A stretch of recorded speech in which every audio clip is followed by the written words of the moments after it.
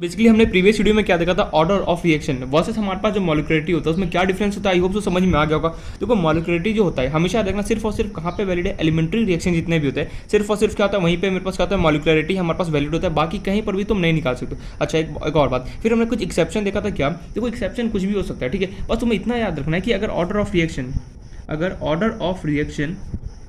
अगर not equals to order of reaction जो वो नॉट इक्वल टू किसके हो जाए, मॉलिक्युलरिटी की हो जाए, मॉलिक्युलरिटी, तो हम इसको कैसे बोलते हैं, सूडो ऑर्डर ऑफ रिएक्शन बोला जाता है। मतलब कि यार कभी भी अगर रिएक्शन में दिखाई दे रहा है ना, बिल्कुल अगर कभी भी रिएक्शन में अगर ऑर्डर ऑफ रिएक्शन और मॉलिक्युलरिटी अगर आपस में नहीं होता उसको हम बोलते हैं सूडो ऑर्डर ऑफ रिएक्शन। और जो भी वहाँ पे ऑर्डर होगा उसका वहाँ पे नाम नहीं, pseudo first order, pseudo second order, pseudo third order, so on हमेशा करना है। फिर मैंने एक और इंपॉर्टेंट पॉइंट याद रखना, मॉलिक्युलरिटी जो होता है वो कभी भी 3 से कभी भी ज़्यादा नहीं हो सकता, या तो मैक्सिमम टू मैक्सिमम 3 होगा या फिर 2 होगा या फिर क्या होगा 1 होगा। बस इसी 3 के बीच में क्या लाइक करा था, या तो 1 होगा या फिर 2 होगा या फिर क्या होगा 3 होगा, मैक्सिमम टू मैक्सिमम। ऐसा मत कर देना कि 4 कर दिया 5 नहीं, टोटली क्या होगा रॉन्ग हो जाएगा। इसलिए मॉलिक्युलरिटी के बारे में अच्छे से पता होना चाहिए, कैसे निकालते हैं मैं पूरा डिटेल में बता चुका हूँ।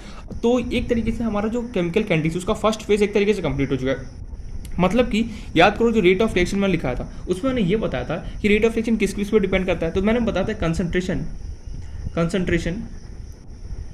और टेम्परेचर, ये दो मोस्ट इंपॉर्टेंट फैक्टर जिसके बारे में पूरा डिटेल में पढ़ना है। तो कंसंट्रेशन के बारे में तो हमने पूरा डिटेल में बोला यार, कब पढ़ा, अरे भैया अभी तक जो भी पढ़ के रेट इक्वल्स टू के ए की पावर x इंटू बी की पावर, ये ए और बी क्या होता है, कंसंट्रेशन होते थे। मतलब कि हमने कंसंट्रेशन के बारे में पूरा डिटेल में पढ़ लिया। अब बचा कौन है, टेम्परेचर। तो हम देखेंगे, अभी हमारा वही टॉपिक होने वाला है कि टेम्परेचर से अगर क्या क्या इफेक्ट पड़ता है रेट ऑफ रिएक्शन को, वो पूरा हमें डिटेल में स्टडी करना है। तो स्टार्ट करते हैं अपना टॉपिक जिसका नाम है इफेक्ट ऑफ, यहीं पे एक इक्वेशन आएगा जिसका नाम है आर्नियस इक्वेशन, इफेक्ट ऑफ, दिखाई दे रहा ना, effect of temperature, effect of temperature on rate of reaction, on rate of reaction. भैया टेम्परेचर की वजह से क्या क्या रेट ऑफ रिएक्शन पे इफेक्ट होता है उसके बारे में डिटेल में पढ़ना है। तो हमने यहाँ पे ये पढ़ा था कि इन मोस्ट ऑफ केसेस क्या होता है कि अगर मैं टेम्परेचर को इंक्रीज कर रहा हूँ, ठीक है, अगर मैं टेम्परेचर इंक्रीज करूँगा तो रेट ऑफ रिएक्शन भी होगा, वो भी क्या होगा मेरे पास इंक्रीज करता है। रेट ऑफ रिएक्शन बोलो या फिर रेट कॉन्स्टेंट बोलो, एक ही बात है, बिल्कुल सही। तो वही मैं एक बार पॉइंट वापस से लिख देता हूँ, in most of the reaction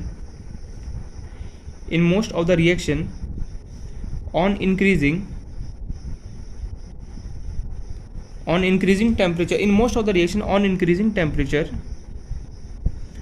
को अगर मैं बढ़ाता हूँ, on increasing temperature the rate of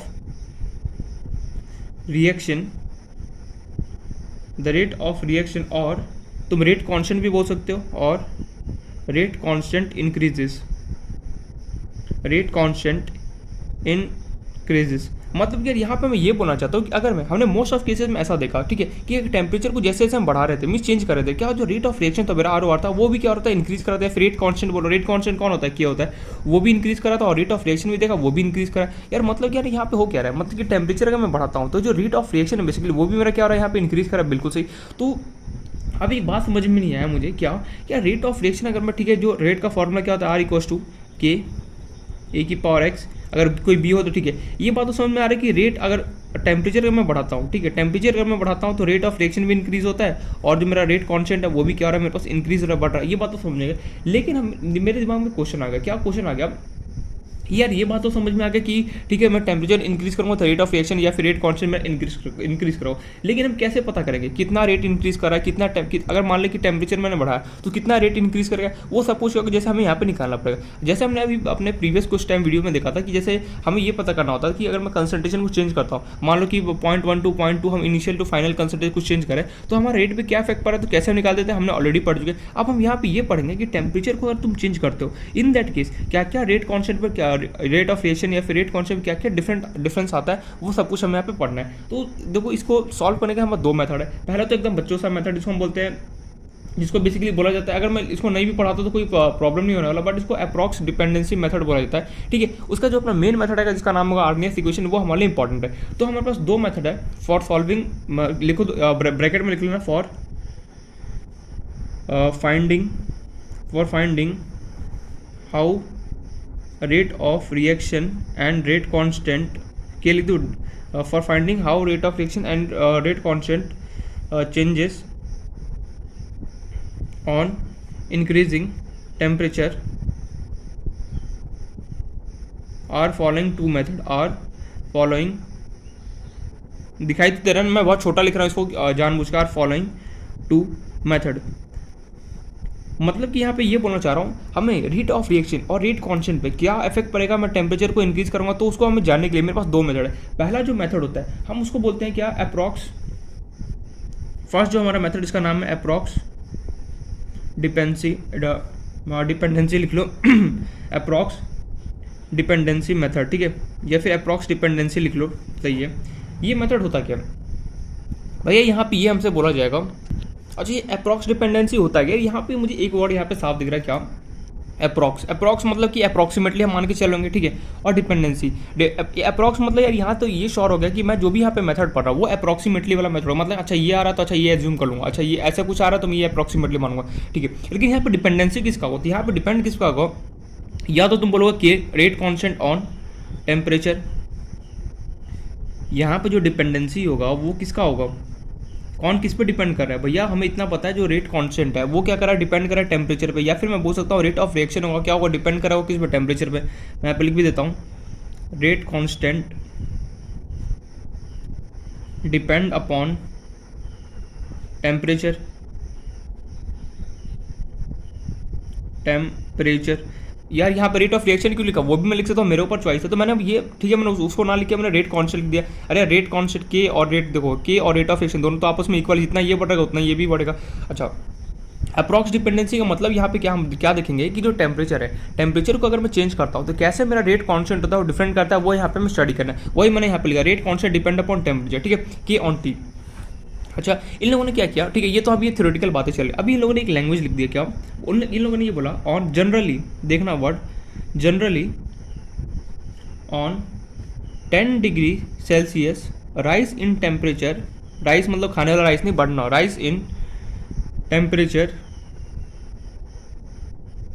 generally on 10 degree rise in temperature, rate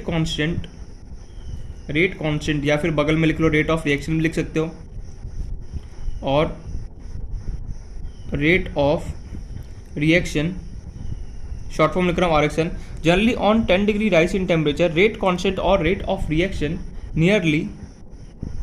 nearly get double.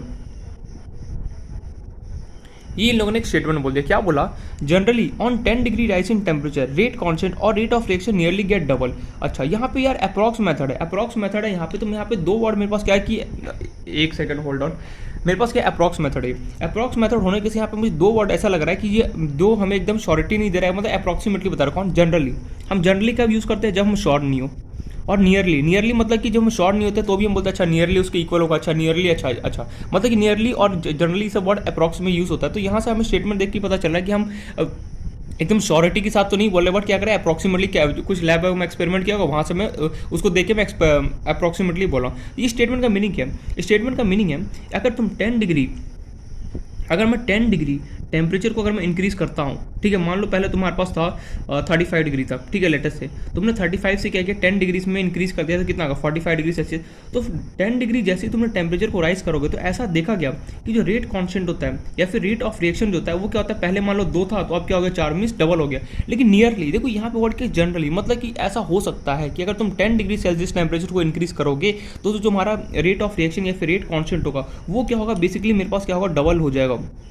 अच्छा लेकिन मेरे मन में सवाल है कि क्या अगर मैं 25 डिग्री सेल्सियस करूँगा तो हमने बोला भैया ये 25-15 ये तो हमारे हाथ में नहीं है, उन लोगों ने फिक्स यहाँ पे टेम्परेचर लिया गया, वही हमें यहाँ पे पढ़ना है। यहाँ पे उन लोगों ने ये बोला कि अगर मैं 10 डिग्री सेल्सियस, अगर मैं 10 डिग्री टेम्परेचर का मैं बढ़ाता हूँ किसी भी चीज़ का, तो ये देखा गया कि जो रेट ऑफ रिएक्शन है एंड जो रेट कॉन्स्टेंट है वो क्या हो रहा था, मेरा नियरली डबल हो रहा था। अच्छा ये बात समझ में आ गया कि नियरली क्या होगा, डबल हो जाएगा, ठीक है। ये एक स्टेटमेंट दिया जो हमें पता होना चाहिए और हमें समझ में भी आया। अब यहाँ पे एक टर्म आता है जिसका नाम है टेम्परेचर कोफिशिएंट। क्या नाम है इसका, टेम्परेचर कोफिशिएंट। बड़ा काम का वर्ड, एग्जाम में कई बार खेल जाता है, टेम्परेचर कोफिशिएंट, ठीक है। यहाँ पे टर्म जिसका नाम है टेम्परेचर कोफिशिएंट। ये बेसिकली होता है क्या, ये क्या होता है कि हम ये टेम्परेचर कोफिशिएंट होता क्या है कि जो रेट कांस्टेंट होता है वो क्या होता है, उसी का रेशियो होता है। देखना ध्यान से, पहले मैं इसका स्टेटमेंट लिखता हूँ, बड़ा कमाल का statement, it is the ratio of rate constant दिखाई दे रहा है ना, एक सेकंड फोकस करता हूँ, हाँ बिल्कुल। It is the ratio of rate constant at temperature, ध्यान से देखना, बड़ा कमाल का वर्ड है यहाँ पे, eight temperature T plus 10 degree Celsius में लो या फिर केल्विन में, किस में लेना है? चलो सेल्सियस में लेता हूँ, तुम्हें मन करे केल्विन में भी ले सकते हो। It is the ratio of rate constant at temperature T plus 10 degree Celsius to the rate constant at, book में देखोगे ना बड़ा अजीब सा डेफिनेशन दे रखा है, एट टेम्परेचर, मैं एकदम सिंपल लैंग्वेज में लिख रहा हूँ, eight temperature T is called temperature coefficient, short form लिख दिया। बड़ा बड़ा कमाल का लैंग्वेज है ये, लैंग्वेज देख के घबराना नहीं है यार, ये एकदम सिंपल है। ये क्या है? इट इज़ अ, पहले तो ये समझ जो टेम्परेचर कोफिशिएंट होता है वो क्या होता है, जो रेट कांस्टेंट होता है वो उनका क्या होता है, रेशियो। दो रेट कांस्टेंट क्या होता है, रेशियो होता है, लेकिन रेशियो कैसे होता है वो हमें यहाँ पे पढ़ना है। तो it is the ratio of rate constant at temperature T plus 10 degree Celsius to the rate constant at temperature T। मतलब यार यहाँ पे बोला क्या जा रहा है, जो मेरे पास टेम्परेचर कोफिशिएंट होगा उसको मैं रिप्रेजेंट किससे करूँगा, सिंपल सी बात है, T से रिप्रेजेंट करा, फिर टेम्परेचर कोफिशिएंट जिससे लिखना चाहो लिख सकते हो। अब यहाँ पे बोला क्या जा रहा है, टेम्परेचर कोफिशिएंट T से लिख रहा हूँ, इक्वल्स टू, देखो रेट कांस्टेंट क्या होगा, के divide by T plus 10 degree Celsius, मैं पहले लिख दूँ एक बार, डिवाइड बाय के T। क्या कमाल का यहाँ पे लिख दिया, देखो तुम्हें रटना नहीं है, बस इतना याद रखो टेम्परेचर कोफिशिएंट होता क्या है।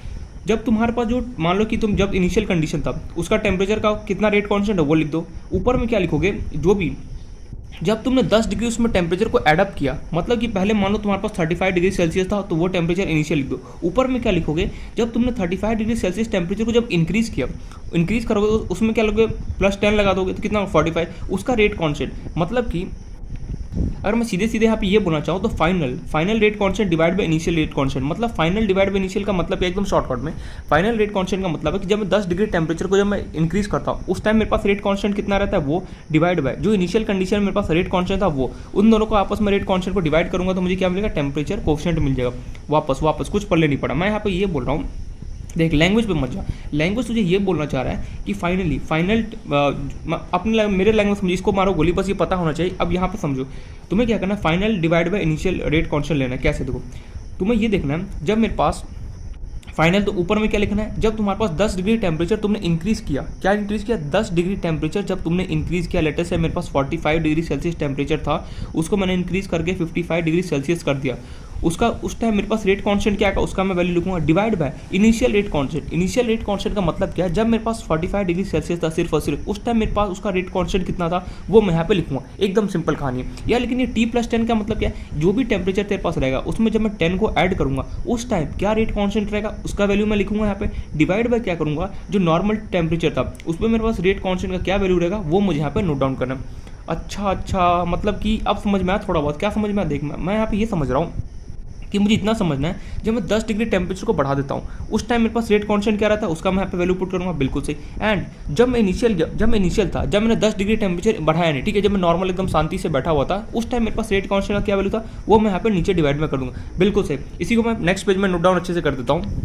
सो तुम यहाँ से बोल सकते हो टेम्परेचर कोफिशिएंट किसके इक्वल होता है, के divide by T plus 10 divide by क्या था, के T, ये फॉर्मूला आता है टेम्परेचर कोफिशिएंट का, बहुत इंपॉर्टेंट टर्म है, डायरेक्टली एग्जाम में तुमसे पूछेगा। देखो डेफिनेशन तो मैं जो मैंने किताबी लैंग्वेज में लिखा है वो तुम्हें यहाँ पे लिखना पड़ेगा, बट इतना याद देखो T प्लस 10 होने का मतलब है, मन में समझो ना यार ये सब हो क्या है, हमें इतना समझना है, जब मैं 10 डिग्री टेम्परेचर को इंक्रीज करता हूँ उस टाइम रेट कांस्टेंट का क्या वैल्यू रहेगा वो मैं यहाँ पर नोट डाउन करूँगा, डिवाइड बाय क्या करूँगा, जब मैंने 10 डिग्री टेम्परेचर को इंक्रीज नहीं किया, जब मेरे पास नॉर्मल उस टाइम मेरे पास कितना टेम्परेचर था उसको मैं यहाँ पर नोट डाउन करूँगा, उसे हम क्या बोलते हैं, टेम्परेचर कोफिशिएंट बोला जाता है।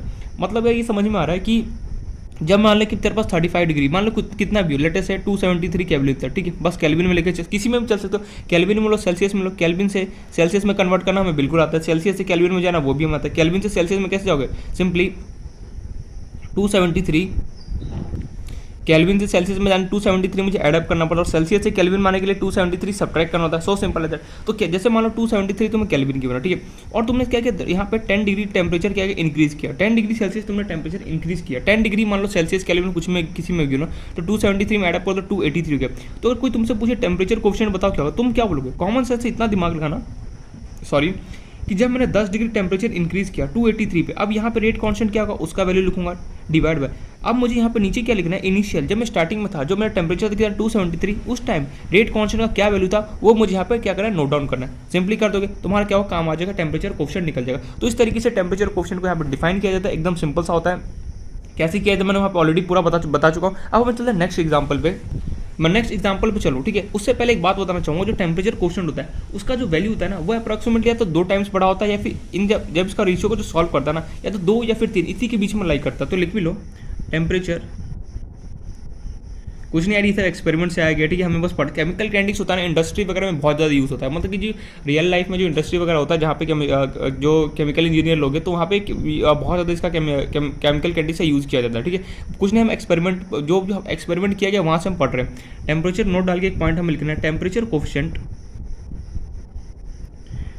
कोफिशिएंट लाइज बिटवीन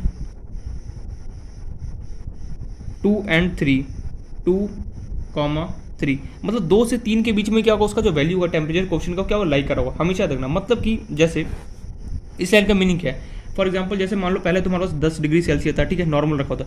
अब और उस टाइम तुम्हारा टेम्परेचर था मान लो कि के था। अब मान लो कि तुमने टेम्परेचर इसमें क्या किया, अब जैसे मान लो तुमने 10 डिग्री टेम्परेचर इसमें एडअप कर दिया, कितना हो जाएगा 20 डिग्री सेल्सियस। जब 20 डिग्री सेल्सियस हो जाए तुमसे किसी ने पूछा अब बता टेम्परेचर कितना होगा, टेम्परेचर कोफिशिएंट कितना होगा, तो लेटर से तुमने बोला कि 3 के हो गया। बस एग्जाम्पल बता रहा हूँ, ऐसा नहीं 3 के से कभी भी ज़्यादा नहीं हुआ, या तो 2 होगा या तो 2 गुना बढ़ा होगा या फिर क्या होगा 3 गुना बढ़ा होगा, ठीक है। लेकिन कभी भी 2 या 3 से ज़्यादा नहीं हो सकता। टेम्परेचर कोफिशिएंट का हमेशा वैल्यू 2 और 3 के 2 या फिर 3 ही रहता है। उससे मतलब कि मैं ये बोल रहा हूँ टेम्परेचर कोफिशिएंट होगा उसका कभी भी या तो वैल्यू 2 होगा या फिर क्या होगा 3 होगा। इसके अलावा कोई भी वैल्यू हम टेम्परेचर कोफिशिएंट का हम नहीं लेते। या तो हम ऐसे बोलते हैं कि 2 गुना बढ़ गया, 2 गुना घटता तो बहुत रेयर केस में, या फिर तुम ऐसे बोलते कि 3 गुना क्या होगा इसका टेम्परेचर कोफिशिएंट बढ़ गया, ऐसे सवाल हमें बोलना होता है। जैसे मान लो तुम्हारा 10 डिग्री सेल्सियस पहले टेम्परेचर था, अब उससे क्या हो गया 20 डिग्री सेल्सियस टेम्परेचर हो गया। मान लो पहले टेम्परेचर कोफिशिएंट था के, अब मान लो 3 के हो गया। सेम ऐसे इसी पैटर्न में फॉलो करता हूँ। मान लो कि पहले तुम्हारा अब 20 से तुमने अगेन यहाँ पे 10 बढ़ा दिया, तुमसे किसी ने पूछा ये बताओ टेम्परेचर कोफिशिएंट कितना होगा, सिंपली क्या करो 3 को डबल कर दो, 3 का डबल कितना होता है 9। ओहो अरे भैया 3, अब मन में आएगा यार 3 का डबल तो कितना होता है 6 होता है, 3 + 3 करो 6 होता है। हमें मल्टीप्लाई करना है यहाँ पे। जैसे मान लो 30 से अगेन तुमने मान लो कि 40 डिग्री सेल्सियस पहुँच गए और यहाँ पे भी तुमने 10 का चेंज किया। अब क्या हो 9 का डबल कितना होता है, फटाफट बताओ। अरे भैया 9 को यहाँ पे 9 का डबल 18 होता है। हमें डबल नहीं करना है, हमें सिंपली करें इसे 3 मल्टीप्लाई करना है, कितना हो गया 27, जो भी कैलकुलेट 27 के कर दो सिंपल। मतलब ये टेम्परेचर जो कोफिशिएंट होता है, देखो यहाँ पे 3 के था, 3 के का डबल कितना होगा 9 के। डबल नहीं भैया यहाँ पे मल्टीप्लाई हमें करना है, ठीक है। यहाँ पे भी अगेन मल्टीप्लाई, जैसे अगर मान लो कि 40 है, यहाँ पे अगर मैं 50 करता 27 को 3 से मल्टीप्लाई करता 7 3 21 3 81 होता, ऐसे सोन चलता जाएगा। मतलब कि अगर तुम 10-10 डिग्री टेम्परेचर बढ़ाओगे तो टेम्परेचर कोफिशिएंट या तो 3 टाइम्स बढ़ रहा होगा या फिर क्या होगा 2 टाइम्स बढ़ रहा होगा। तुम्हें क्वेश्चन में इन्फॉर्मेशन गिवन होगा कि 2 टाइम्स बढ़ रहा है या फिर 3 टाइम्स बढ़ रहा है, या फिर तुम्हें निकालने के लिए भी दिया जा सकता है। कैसे निकालोगे, सिंपली जब 10 डिग्री टेम्परेचर को इंक्रीज किया उस टाइम रेट कांस्टेंट का क्या वैल्यू वो डिवाइड बाय इनिशियल, जब मेरे पास इनिशियल फेस में था तब मेरे पास कितना रेट कांस्टेंट के लिए वो दोनों को डिवाइड करूंगा तो यहाँ से मुझे टेम्परेचर कोफिशिएंट आ जाएगा। Got my point. अब देखो ये इतना इंपॉर्टेंट मेथड नहीं है, मतलब कि इसको जो अप्रॉक्स डिपेंडेंसी जो मेथड है ना बहुत रेयर जगह यूज़ किया जाता है, मतलब बहुत कम की जगह। जो मेन जो मेथड है हमारा, जो मेथड इसका नाम है आर्डिनस इक्वेशन, वो हमारे लिए इंपॉर्टेंट है, ठीक है। बट फिर भी मैं एक यहाँ पे क्वेश्चन कराता हूँ, एकदम सिंपल सा क्वेश्चन जिससे टॉपिक क्लियर हो। इसमें कुछ था ही नहीं, बस हमें इतना इसमें जो हमने अभी देखा ना अप्रॉक्स डिपेंडेंसी मेथड, इसमें बस तुम्हें एक चीज़ देखना होता है, क्या टेम्परेचर कोफिशिएंट। कई बार एग्जाम में या फिर बोर्ड में पॉइंट ऑफ व्यू में टेम्परेचर कोफिशिएंट का तुमसे डायरेक्टली क्या हुआ डेफिनेशन पूछ लेता है हमसे कि अच्छा ये बताओ टेम्परेचर कोफिशिएंट क्या होता है, इसलिए यहाँ पे हमें लिखना पड़ता है। इसलिए मैंने यहाँ पे डिटेल में बता दिया।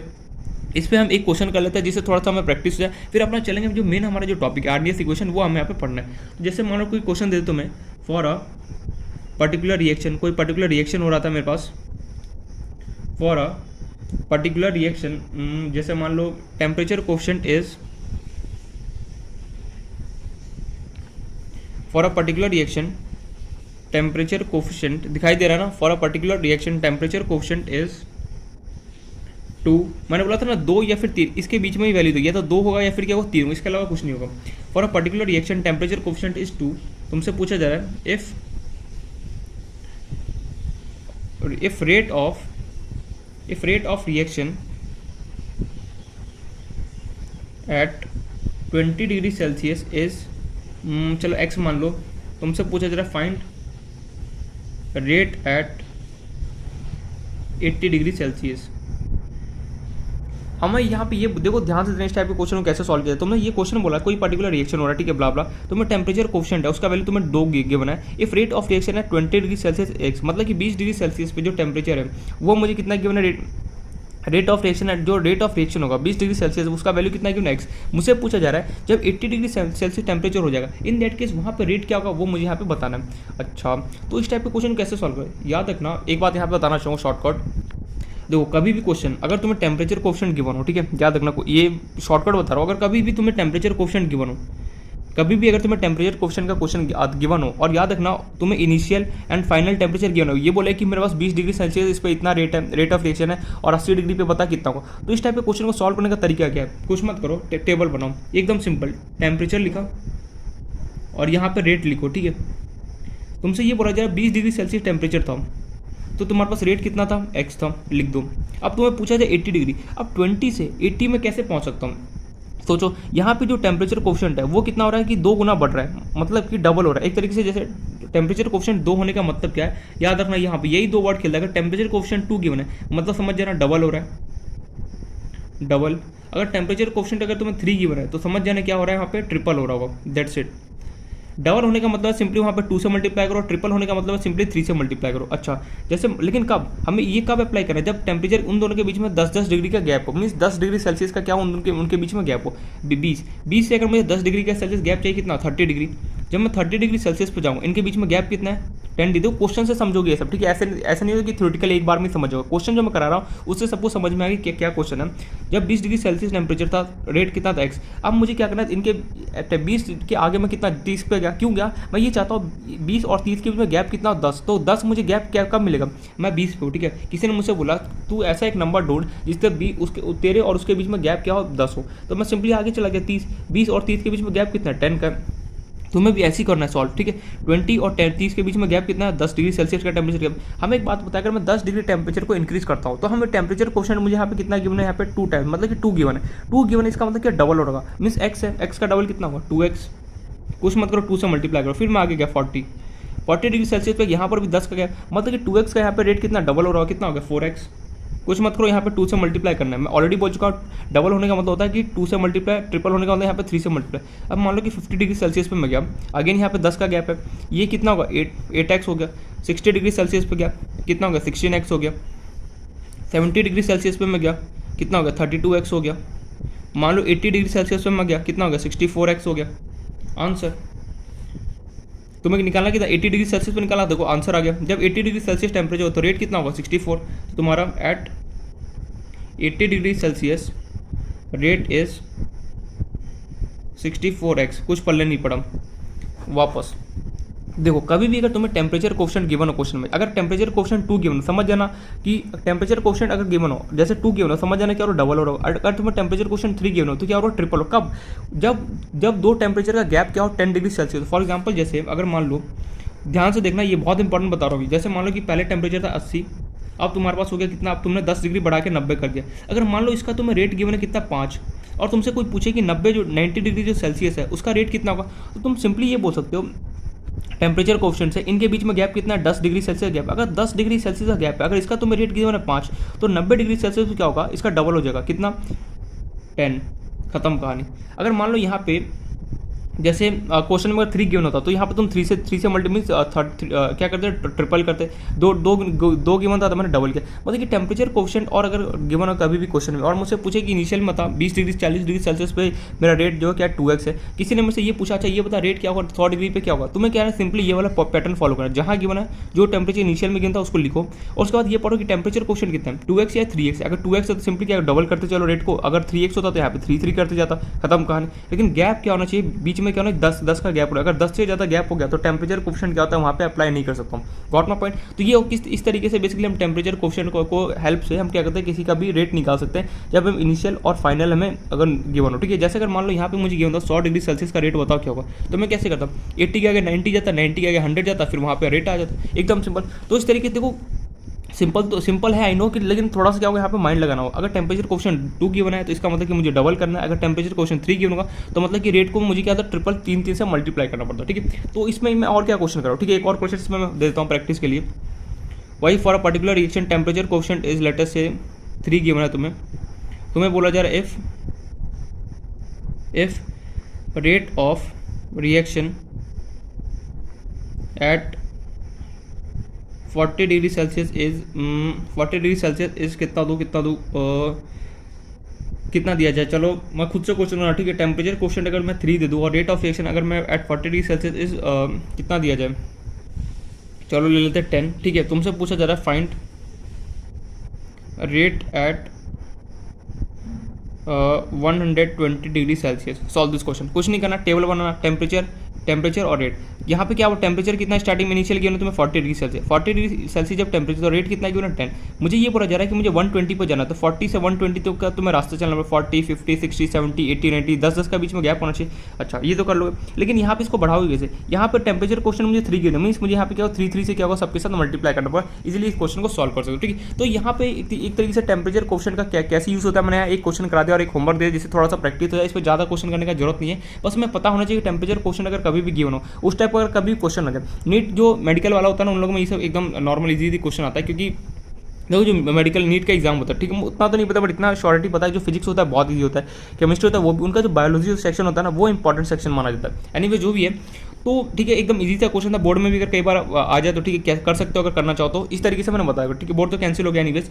तो हमने ये देखा कि यार जो हमने मेथड पढ़ा ये क्या एक तरीके से क्या था, एक्यूरेट मेथड नहीं था। ये एक तरीके से हमने बोला कि ये नियरली जनरली इस टाइप से बात कर रहा है कि अच्छा 10 डिग्री बढ़ाओगे तो ऐसा होगा, 10 डिग्री बढ़ाऊंगा तो डबल होगा, ट्रिपल होगा, ये कुछ इस तरीके से बात कर रहा है। हमें चाहिए एकदम एक्यूरेट वैल्यू, जो जनरली वगैरह ना वर्ड यूज़ करें, हम तो एकदम एक्यूरेट बताए। तो एक्यूरेट अब नेक्स्ट जो हमारा मेथड है वही ये बहुत दिन तक चला नहीं, मतलब कि बहुत कम टाइम तक ये मेथड अप्लाई हुआ। अब हमें जो मेथड देखना है जिसका नाम है एक्यूरेट डिपेंडेंसी ऑफ मेथड, वहीं से उसको किसने दिया, आर्डिनेंस इक्वेशन ने दिया था, ठीक है। तो स्टार्ट करते हैं अपना नेक्स्ट टॉपिक बोलो, या फिर इसी में इसका सेकंड जो मेथड है उसका नाम है एक्यूरेट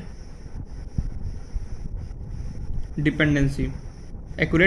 और किसका डिपेंडेंसी होगा, के on T, accurate dependency of के, दिखाई तो दे रहा ना, एक्यूरेट डिपेंडेंसी ऑफ के ऑन टी, वही रेट कांस्टेंट का डिपेंडेंसी किस पे, टेम्परेचर पे।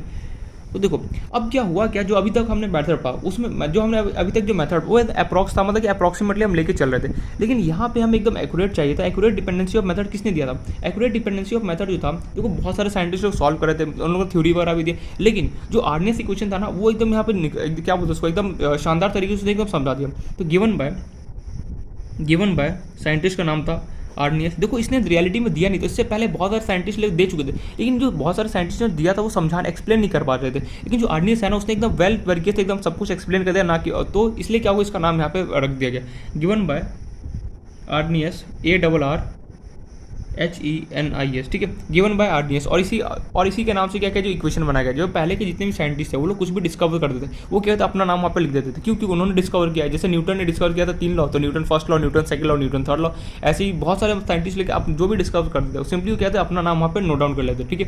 तो एनीवे जो भी है, तो एक्यूरेट जो सेकंड मेथड इसका नाम एक्यूरेट डिपेंडेंसी ऑफ के ऑन टी, गिवन बाय किसने दिया था, आर्डिनेस। इसने बोला, इसने क्या कुछ नहीं किया, एक फॉर्मुला हमें ला के दे दिया। क्या फॉर्मुला था वो हमें देखना है, लेकिन सबसे पहले मैं फॉर्मुला बताऊँ। इसने सबसे पहले इसने देखा दिया कैसे, तो मैं वहाँ पर डेरिवेशन बताऊंगा थोड़ा बहुत, उतना तो मैं नहीं बताऊंगा क्योंकि उतना हमारे लिए पॉइंट ऑफ व्यू से इंपॉर्टेंट नहीं है, बट फिर भी एक बार थोड़ा बहुत बता दूंगा।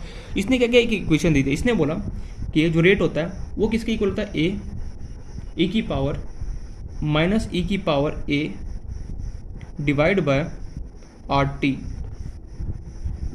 ओहो ये पेज, ठीक है फैन ऑफ करना पड़ेगा। देखो के इक्वल टू, इसने एक इक्वेशन दी थी, के इक्वल टू ए की पावर माइनस ये कैपिटल ई है, ये स्मॉल ई है, कैपिटल है ई, ए डिवाइड बाय RT। अभी क्या था इक्वेशन मैं बताता हूँ। इसी इक्वेशन को बोला जाता है आर्डिनेस इक्वेशन।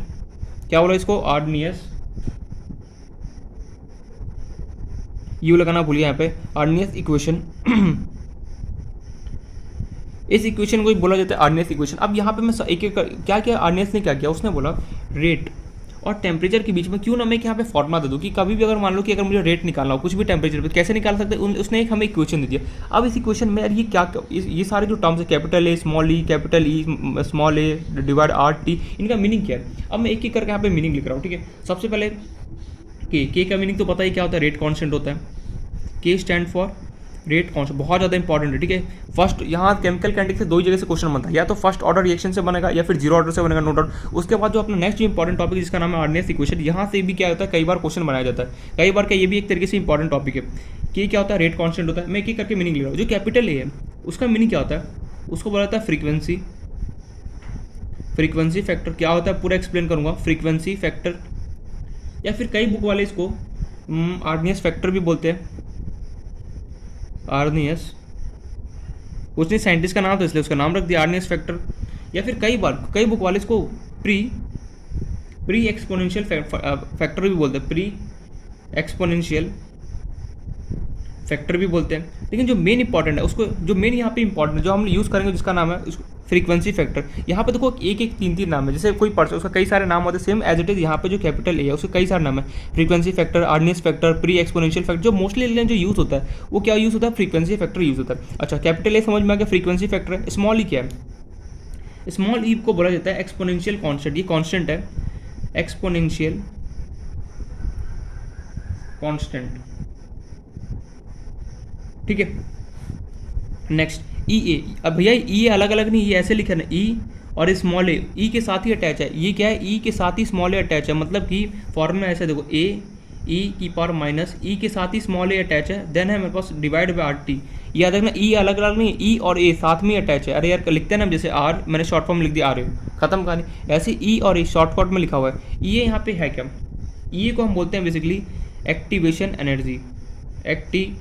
ये ई अलग अलग नहीं, मैं वापस से रिपीट कर रहा हूँ, फॉर्मूला हमारे पास ऐसे है, ई की पावर माइनस ई और ए ऐसे गिवन है, ई और ए साथ में डिवाइड बाय क्या है मेरे पास, आर टी है, ठीक है। ई क्या है मेरे पास, एक्टिवेशन एनर्जी, और जनरली इसको जूल के अंदर रखा जाता है, जूल पर मोल। इसका यूनिट क्या होता है, जूल पर मोल के अंदर ही रखा जाता है मोस्टली। देन हमारे पास आर क्या है यहाँ पे, आर हमारे पास होता है universal gas constant, universal gas constant. Gas constant का मैंने दो वैल्यू बताया था, याद है, एक तो 0.823 समथिंग बता, और एक दूसरा मैंने बताया था 8.314 जूल पर मोल केल्विन, और दूसरा जो मैंने था 0.82, मैं भूल गया, मैं दिमाग से हट चुका है, वो हम कब यूज़ करते हैं कैलोरी वगैरह में क्यों, तो लेकिन मोस्टली हम क्या करेंगे, आर का वैल्यू जो यूनिवर्सल गैस कांस्टेंट है वो ये यूज़ करेंगे। टी क्या होगा, सिंपल सी बात है, temperature. T stand for temperature, और टेम्परेचर हमेशा किस में लेना है, केल्विन के अंदर, इन केल्विन, ठीक है। तो आर्नियस इक्वेशन, आर्नियस जो था साइंटिस्ट, उसने क्या क्या बोला कि रेट और टेम्परेचर के बीच में क्यों ना मैं एक फॉर्मूला डराइव कर दूँ। क्या डराइव किया उसने, ए कैपिटल ए ई की power minus E a divide by R T. A क्या होता है, फ्रीक्वेंसी फैक्टर, ई क्या होता है, एक्सपोनेंशियल कॉन्स्टेंट, ई क्या है मेरे पास, एक्टिवेशन एनर्जी, आर क्या है, यूनिवर्सल गैस कांस्टेंट, टी क्या है, टेम्परेचर। ये फॉर्मुला में दिमाग में फिट होना, मीन्स रटा रटाया होना चाहिए कि फॉर्मुला क्या है, और उसका एक एक फॉर्मुला का जो टर्म है यहाँ पे उसका हमें मीनिंग पता होना चाहिए, ठीक है। अब ये फॉर्मुला कैसे डराइव हुआ उतना इंपॉर्टेंट तो नहीं, बट मैं फिर भी बताऊंगा कि कैसे इसको डराइव हुआ बेसिकली, ठीक है। अब जब मैं आगे बढ़ूँ, ठीक है, यहाँ पे एक का हमें मीनिंग समझ में आया। अब क्या किया उसने, आर्नियस था साइंटिस्ट, उसने क्या ग्राफ दे दिया हमें, ग्राफ दिया किसका, रेट कांस्टेंट वर्सेस टेम्परेचर, ठीक है। रेट कांस्टेंट वर्सेस टेम्परेचर के बीच उससे ग्राफ दी। कैसा ग्राफ आया, डायरेक्टली एग्जाम में पूछा गया था, कब IIT JEE का 2010 का पेपर उठा के देखना, डायरेक्टली पूछा गया था रेट कांस्टेंट वर्सेस टेम्परेचर का ग्राफ, उसने डायरेक्टली हमसे पूछा था। उसका ग्राफ कुछ निकल गया इस तरीके से, ऐसे एक्सपोनेंशियली, मीन्स ऐसे भी कर सकते हो, एक्सपोनेंशियली मतलब निकलता हुआ है।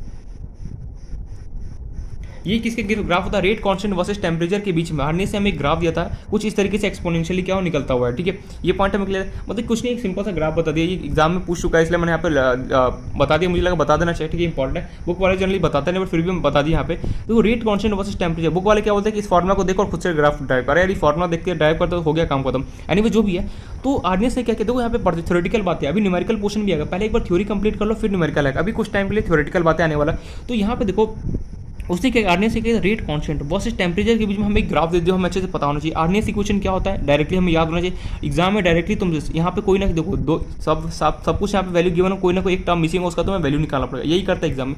ये फॉर्मुला में अच्छे से रटाया होना चाहिए, दिमाग में फिट होना चाहिए, और एक एक फॉर्मुले का हमें मीनिंग पता होना चाहिए। ए क्या होता है, फ्रीक्वेंसी फैक्टर, ई क्या होता है, एक्सपोनेंशियल कांस्टेंट, ये क्या होता है, एक्टिवेशन एनर्जी, आर क्या होता है, यूनिवर्सल गैस कांस्टेंट, उसका वैल्यू क्या लेना वही बता दिया, टी क्या होता है, टेम्परेचर। ये हमें दिमाग में अच्छे से फिट होना चाहिए, नो डाउट, ठीक है। अब ये फॉर्मुला, अब मन में एक सवाल उठा, क्या सवाल उठा यार, मेरे मन में ये सवाल उठा, ये जो फॉर्मूला है वो आया कैसे, इस फॉर्मूले को आया कैसे, उसके लिए हमें समझना पड़ेगा कोलिजन थ्योरी। मैंने अभी जस्ट कुछ टाइम पहले ही पढ़ाया था मॉलिक्यूलरिटी में, कोलिजन थ्योरी क्या होता है, उसको हमें यहाँ पे थोड़ा सा देखना पड़ेगा, उसी से समझ में आया कि ये फॉर्मूला कैसे डराइव हुआ, क्या बताऊँ या फिर आगे बढ़ जाऊँ। चलो बता ही देते हैं, क्या फर्क पड़ता है। तो ठीक है, एक बार बताता हूँ कि जो फॉर्मूला है वो कैसे डराइव हुआ, वो हम यहाँ पे देखें। ये जो फॉर्मूला है ना, वो कोलिजन थ्योरी से आ गया। कोलिजन थ्योरी से कैसे आया वो हम यहाँ पे देखते हैं नोटिस करके। तो जो कोलिजन थ्योरी था, कोलिजन थ्योरी क्या बोलता है हमें, दिखाई दे रहा ना, ये जो फॉर्मूला लिख भी आर्डिनरी इक्वेशन को शॉर्ट फॉर्म ए लिखता हूँ, ए ई डराइव फ्रॉम मल्टीपल सोर्सेज, बहुत सारे मल्टीपल सोर्सेज को हेल्प लेके आर्डिनरी इक्वेशन ने क्या इस फॉर्मूले को ड्राइव किया था, मल्टीपल सोर्सेज। और उसके अंदर क्या होता है वही हम पढ़ रहे हैं कि ये जो आर्डिनरी इक्वेशन कैसे ड्राइव होता है। तो सबसे पहले उसने जो सोर्स लिया था उसका नाम था कोलिजन थ्योरी। उसने कोलिजन थ्योरी उठाया और क्या किया, उसका हेल्प लेके उसने यहाँ पे इसी फॉर्मूले को ड्राइव किया। कोलिजन थ्योरी हमें क्या बोलता है ये हम ऑलरेडी पता है। कोलिजन थ्योरी हमें क्या बोलता है कि जितने भी रिएक्टेंट के मॉलिक्यूल्स होते हैं वो क्या होता है साइमल्टेनियसली एंड इफेक्टिवली क्या होता है कोलाइड कर रहे होते हैं आपस में और कुछ हमें प्रोडक्ट बना के दे रहे होते हैं। लेकिन यहाँ पे हुआ क्या, मान लो कि बहुत सारे यहाँ पे रिएक्टेंट प्रेजेंट है, जैसे मान लो 1 2 3 4 5 6 बहुत सारे यहाँ पे रिएक्टेंट मॉलिक्यूल्स प्रेजेंट है। लेकिन यहाँ पे क्या होता है कुछ बदमाश, जैसे इंसान में क्या होता है कुछ बदमाश होते हैं, कुछ अच्छे होते हैं, कुछ बहुत अच्छे होते हैं। वैसे सेम यहाँ पे क्या होता रिएक्टेंट मॉलिक्यूल जो थे बहुत सारे, उसमें क्या हुआ कि कुछ बहुत अच्छे थे, मतलब कि यहाँ पे बहुत अच्छे होने का मतलब क्या है कि कुछ जो है वो एकदम साइमल्टेनियसली एंड इफेक्टिवली कोलाइड हो रहे थे। लेकिन कुछ ऐसे थे ना जो क्या होते हैं आपस में कोलाइड तो हो रहे थे लेकिन बहुत अच्छे तरीके से नहीं, कोई भी फिक्स एंगल पे नहीं, जब मर्जी जिससे मर्जी टकरा जाते थे और कुछ भी कर देते थे। तो वही यहाँ पे हुआ क्या, देखना मैं यहाँ पे लिख रहा हूँ एक point, not all collision between reactant molecules are effective to give product। मतलब यहाँ पे ये बोला जा रहा है हमें कि जो हमारे पास रिएक्टेंट के मॉलिक्यूल, सारे रिएक्टेंट के मॉलिक्यूल्स नहीं, जितने भी, जैसे मान लो बहुत सारे रिएक्टेंट के मॉलिक्यूल्स होंगे, कुछ रिएक्टेंट के ऐसे मॉलिक्यूल्स होंगे जो इफेक्टिवली एंड साइमल्टेनियसली क्या होंगे कोलाइड नहीं करेंगे, वो अपनी मनमर्जी चलाएंगे, बोलेंगे कि अच्छा मैं इस एंगल पे क्या करूँगा कोलाइड करूँगा, अच्छा मुझे इतने एनर्जी पे क्या करूँगा कोलाइड करूँगा। तो जिसकी वजह से क्या होगा कि जो हमें प्रोडक्ट हो वो क्या एकदम एक्यूरेट नहीं मिल सकता है। अच्छा पहला पॉइंट इन लोगों ने ये देखा, जनरली हम यहाँ पे ये डराइव कैसे हुआ था, तो ये डराइव हुआ था बेसिकली हम फॉर्मूला हमारे पास था H2 + I2, इन लोगों ने इसका एग्जांपल लेके ड्राइव किया, एनसीईआरटी में देखना मिल जाएगा। ये H2 आयोडीन का एग्जांपल लेके इन लोगों ने ड्राइव किया, H2 + I2 मिलके क्या हमें देता है 2HI। इसका इन लोगों ने क्या किया बेसिकली, इस एग्जांपल को उठा के क्या कि इन लोगों ने जो आर्डिनरी इक्वेशन उसको एनसीईआरटी वालों ने ड्राइव करने की कोशिश किया, ठीक है बताया गया है, मैं भी वही बता रहा हूँ, ठीक है बता रहा हूँ क्या फर्क पड़ता है। कोलिजन थ्योरी में ये बोलता है कि जो कुछ जो मतलब कि बहुत सारे अगर मेरे पास मान लो रिएक्टेंट मॉलिक्यूल्स प्रेजेंट है तो क्या होगा जो कि कुछ ऐसे मेरे पास रिएक्टेंट मॉलिक्यूल जो आपस में कोलाइड तो करेंगे लेकिन इफेक्टिवली नहीं करेंगे, वो जो मर्जी उस एंगल पे करेंगे, जितना एनर्जी चाहिए उसको अपने मन मर्जी चलाएंगे। इसी की वजह से क्या होता है कि हमें जो प्रोडक्ट मिलता है वो एकदम कुछ प्रोडक्ट क्या होता है एकदम एक्यूरेट नहीं दे पाते वो लोग। अच्छा पहला पॉइंट क्लियर हो गया। तो अब ये एक यहाँ पे क्वेश्चन ये उसने पूछा, आर्डिनरी के दिमाग में ये क्वेश्चन आया यार इफेक्टिव कोलिजन होने के लिए क्या क्या कंडीशन होनी चाहिए। क्या बोला, क्या जैसे मान लो कि बोर्ड में अगर मुझे 90% मान लो कि अब लाना है, ठीक है, तो उसके लिए हमें क्या क्या कंडीशन, हमें अच्छे से हार्डवर्क करना पड़ेगा, हमें बहुत सारे क्वेश्चन करने पड़ते हैं, सो ऑन ये सो। वैसे ही यहाँ पे अगर इफेक्टिव कोलिजन कराना है, एकदम शानदार कोलिजन कराना है, उनके बीच में फिक्स एंगल हो, एनर्जी सब कुछ फिक्स हो, तो उसके लिए क्या क्या कंडीशन होनी चाहिए। तो यार यहाँ पे क्वेश्चन ये राइज हो गया, सही बात, उसने क्वेश्चन तो सही पूछा कि अगर इफेक्टिव कोलिजन नहीं हो रहा है, यहाँ पे बहुत सारे रिएक्टेंट मॉलिक्यूल्स हो रहे हैं, तो क्या कंडीशन है। आया हमें ये तो बताओ कि कंडीशन तुम्हारे पास क्या क्या है कि इफेक्टिव कोलिजन हो। सही बात है यार, अब इफेक्टिव कोलिजन की क्या क्या कंडीशन होंगे वो हम देख लेते हैं। For effective collision, collision theory ने बोला कि इफेक्टिव कोलिजन होने के लिए मेरे पास क्या है, मैं यहाँ पे तुम्हें 2 कंडीशन दे रहा हूँ, अगर ये 2 कंडीशन फुलफिल कर लेता है कोई भी रिएक्टेंट मॉलिक्यूल तो समझ जाना उसका जो कोलिजन है वो क्या 120% इफेक्टिव है। फॉर इफेक्टिव कोलिजन हमारे पास उसने बोला 2, उसने क्या क्या स्टेटमेंट दिया। पहला उसने बोला ओरिएंटेशन बैरियर, ओरिएंटेशन बैरियर। पहला इफेक्टिव कोलिजन होने के अगर रिएक्टेंट मॉलिक्यूल्स के बीच में जो बैरियर है ओरिएंटेशन हो जाए तो समझो काम हो जाए। ओरिएंटेशन बैरियर होने का मतलब जब वो टकराए तो हेड से हेड टकराए, इसका मीनिंग क्या है अपने लैंग्वेज लिखना, it means collision between reactant molecules is head to head, collision between reactant molecules is head to head.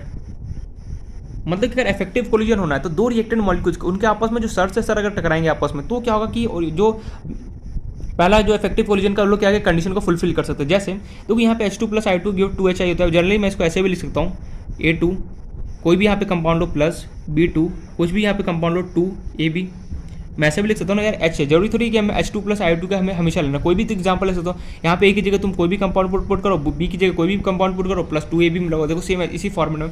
मैं यहाँ पे ये बोलना चाह रहा हूँ इफेक्टिव कोलिजन होने के लिए 2 कंडीशन होनी चाहिए। पहला कंडीशन की जो उनके बीच में जो कोलिजन है वो हेड टू हेड होना चाहिए, बिल्कुल से उसी का हम क्या बोलते हैं ओरिएंटेशन बैरियर बोला जाता है। जैसे मान लो A और B है, ठीक है, ए के यहाँ पे कितने 2 मॉलिक्यूल्स है, लेटर से ए और बी के भी 2 मॉलिक्यूल्स है। अगर इनके बीच में सिर से सिर अगर टकराएंगे ये दोनों, ठीक है, और ये दोनों आपस में अगर सिर से सिर टकराएंगे तो क्या होगा मेरे पास, इसका प्रोडक्ट कैसा बनेगा, ए बी, एकदम इफेक्टिव कोलिजन मिलेगा, ए बी इस तरीके से मिलेगा। लेकिन वहीं अगर मान लो वहीं अगर ऐसा हो जाए, इस तरीके से अगर रखे हो ये लोग, ए ऐसे रखा हो और ये ए ऐसे हो और बी ऐसे रखा हो और बी ऐसे रखा हो। अच्छा एक बात बताओ, जो पहला मेंबर है और ये बी का फर्स्ट मेंबर है, इसमें और इसमें तो क्या होगा, एकदम हेड टू हेड कोलिजन होगा। लेकिन जो पीछे वाला ए है और जो पीछे वाला बी, इनके बीच में कोलिजन कैसे करो, अच्छा ये ऐसे घूम के ऐसे टकराएगा, बिल्कुल यहाँ पे क्या हेड टू हेड हो नहीं रहा, हेड टू हेड हो नहीं रहा, तो मतलब कि यहाँ पे क्या होगा, इफेक्टिव कोलिजन हमें देखने को मिलेगा नहीं। क्यों नहीं मिला, क्योंकि यहाँ पे ए और बी एकदम पीछे रखे हुए हैं, ये दोनों आपस में टकराएंगे कैसे, मतलब कि हमें रिएक्टेंट मॉलिक्यूल्स को ऐसे अरेंज करना पड़ता है सच दैट क्या हो कि उनके बीच में जो कोलिजन हो वो क्या हो, हेड टू हेड। अच्छा भाई साहब इतना कुछ होता है, मैंने बोला बिल्कुल सही, मतलब कि इसके पीछे तो बहुत जितना डीप में पढ़ने जाओगे उतना क्या होगा, बहुत कुछ मिलेगा पढ़ने के लिए। मतलब कि इफेक्टिव कोलिजन होने के लिए हमें जितने भी रिएक्टेंट मॉलिक्यूल उनको ऐसे अरेंज करना होता है कि उनके बीच में हेड टू हेड कोलिजन हो, ठीक है। ये पॉइंट जैसे मान लो किसी का मन हुआ, उसने बोला क्या मैं ऐसे रख सकता हूँ, ए ऐसे रख दिया और उसने बोला बी किसी भी तरीके से अरेंज करो। अच्छा इसके और इसके बीच में तो हेड टू हेड कोलिजन, लेकिन यहाँ पे ए है और ये बी है रहा, अब क्या इनके बीच में हेड टू हेड हो रहा है, बिल्कुल नहीं, बी देखो पीछे और ए इसके नीचे, तो यार यहाँ पे भी इफेक्टिव कोलिजन हमें देखने को नहीं मिलेगा। मतलब यार इफेक्टिव कोलिजन देखने के लिए हमें क्या कंडीशन होनी चाहिए, उनके बीच में जो मॉलिक्यूल्स है उनके बीच में ऐसे हमें अरेंज करना है सच दैट वो क्या हो, उनके बीच में जो कोलिजन हो क्या हो, हेड टू हेड हो। अगर उनके बीच में जो कोलिजन अगर हेड टू हेड होता है, इन दैट केस तुम क्या बोलोगे कि पहला इफेक्टिव कोलिजन का क्या कंडीशन उन लोगों ने फुलफिल किया। Got my point. देखो ये सब थ्योरेटिकल बातें बता रहा हूँ कि कैसे आर्नियस ने क्या इन सबका हेल्प लेके उसने फॉर्मूला को डराइव किया था। पहला कंडीशन क्लियर हो गया, कोलिजन की देखो इसको ओरिएंटेशन बैरियर का मतलब क्या है कि हमें रिएक्टेंट मॉलिक्यूल्स को ऐसे अरेंज करना है सच दैट उनके बीच में जो कोलिजन हो वो क्या हेड टू हेड हो। अगर हेड टू हेड होंगे तो समझ जाना इफेक्टिव कोलिजन होने का पहला कंडीशन तो उसने फिलफिल कर लिया। Got my point. अब दूसरा जो यहाँ पे फैक्टर है उसका नाम था एनर्जी। दूसरा जो यहाँ पे फैक्टर था उसका नाम था एनर्जी बैरियर। एनर्जी बैरियर का मतलब क्या है, उसने बोला कि रिएक्टेंट को प्रोडक्ट में कन्वर्ट होना, ठीक है, एक ऐसा उसके पास इतना एनर्जी तो होना चाहिए कि क्या करे, एक लिमिट को क्रॉस करके जब उसे प्रोडक्ट बनना है, प्रोडक्ट बनने के लिए ग्राफ समझाऊंगा तो ज़्यादा समझ में आएगा। प्रोडक्ट बनने के लिए उसे एक मिनिमम एनर्जी तो क्रॉस करना ही पड़ेगा, इतना एनर्जी तो उसके पास होना चाहिए शायद दैट क्या हो मुझे प्रोडक्ट बने। क्या हो इसका मतलब क्या, मैं पूरा अच्छे से एक्सप्लेन कर रहा हूँ यहाँ पे, देखना ध्यान से।